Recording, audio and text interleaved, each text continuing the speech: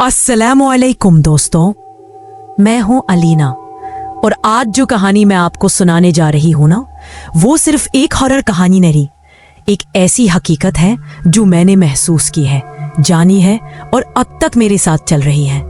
अगर आप सोच रहे हो कि रात को अकेले सोना मुश्किल होता है, तो ये कहानी सुनने के बाद आंखें बंद करना भी मुश्किल हो जाएगा। ये बात 2 साल पहले की है।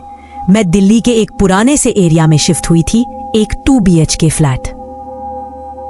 शांत और थोड़ा पुराना सा, लेकिन काम चलाने लायक। जब फ्लैट देखने गई तो जो आंटी ओनर थी, उन्होंने सिर्फ एक बात बोली, बेटा रात 3 बजे के बाद यहाँ जागना मत। मैं हंस के बोली, आंटी मैं तो डिजाइनर हूँ, रात 3 बजे तो काम शुरू होता है मेरा। उन्होंने कुछ नहीं कहा, बस एक अजीब सी मुस्कुराहट के साथ मुझे देखती रही। तब समझ नहीं आया, अब समझ आता है। फ्लैट में शिफ्ट होते ही पहले दिन से अजीब चीजें होने लगी। सुबह उठती तो अलमारी खुली मिलती, वॉशरूम का नल बिना वजह बूंद बूंद गिरता रहता, और सबसे क्रीपी बात, कभी कभी लगता कोई कान के पास कुछ बोल रहा है, लेकिन आवाज इतनी हल्की होती थी कि समझ ही नहीं आता। मैंने सोचा शायद मेरी सोच का खेल है, नया घर, थोड़ी एंजाइटी, कुछ नहीं होगा। एक रात मैं लैपटॉप पे काम कर रही थी, अचानक स्क्रीन फ्लिकर हुई और फोटोशॉप के कैनवस पे खुद से एक लाइन लिखी गई, मैं तुम्हें देख रहा हूं। मुझे लगा कोई सिस्टम ग्लिच है, लाइन डिलीट कर दी। अगली सुबह मेरी बेस्ट फ्रेंड अरीबा आई थी रात को रुकने।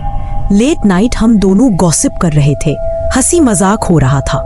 तभी रात के लगभग 2:50 हुए होंगे, अरीबा ने अचानक चुप होकर बोला, अलीना पीछे कोई खड़ा है। मैं तुरंत पलटी, लेकिन वहां कोई भी नहीं था।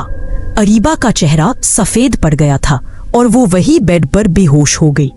उसे हॉस्पिटल लेके गए। जब होश आया तो वो सिर्फ एक बात बोली, अलीना, उसका चेहरा नहीं था, सिर्फ 2 चमकती आंखें थीं। हवा में तैर रही थी। उस दिन के बाद मेरी नींद ही चली गई। मैं वापस फ्लैट ओनर आंटी के पास गई और सब कुछ बताया। उन्होंने सिर्फ इतना कहा, हर किसी के साथ नहीं होता, पर जो उसको महसूस कर ले वो कभी छूट नहीं पाता। फिर पता चला जो लोग उसे देखते हैं 3 दिन के अंदर कुछ ना कुछ उनका हो जाता है। अरीबा, कार एक्सीडेंट का शिकार बनी आयुष, एक डिजाइनर फ्रेंड जो एक रात के लिए मेरे फ्लैट में सोया था, बालकनी से नीचे गिर गया। मरने से पहले दोनों ने एक ही बात बोली, वो मुझे देख रहा था। मैंने एक छोटा सा कैमरा लगा दिया बेडरूम में, just for piece of mind. Footage देखी और मेरी रातों की नींद चली गई। कैमरा में दिख रहा था पिलो खुद हिल रहा है और एक साया जिसमें सिर्फ 2 चमकती आंखें थी, वो मेरे सीने के ऊपर बैठा था। अगली सुबह बेडरूम की दीवार पर लाल रंग से लिखा था, मैं सिर्फ तुम्हारा हूं। मैं एक रूहानी बाबा के पास गई ओल्ड दिल्ली में।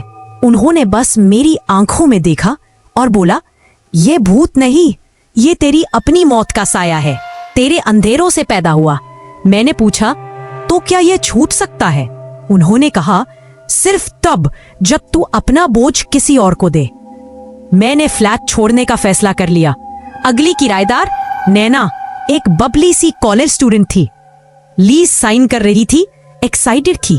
जब वो मेरी तरफ मुस्कुराते हुए बोलती है, thank you Alina the, flat तो बहुत क्यूट है, तो मैं सिर्फ इतना बोली, बस रात को देर तक जागना मत, और मन में सोचा अब वो तुम्हारा है। तो दोस्तों, कुछ कहानियां सिर्फ सुनने के लिए नहीं होती, कुछ कहानियां जी जाती है इंसान के साथ, और कुछ साए वक्त के साथ खत्म नहीं होते, बस नया चेहरा ढूंढ लेते हैं। मैं हूं अलीना और ये थी एक और हॉन्टेड कहानी। अगर आपको रात को कोई अपना नाम पुकारता महसूस हो तो पलट के मत देखना, क्या पता वो बस तुम्हारा हो।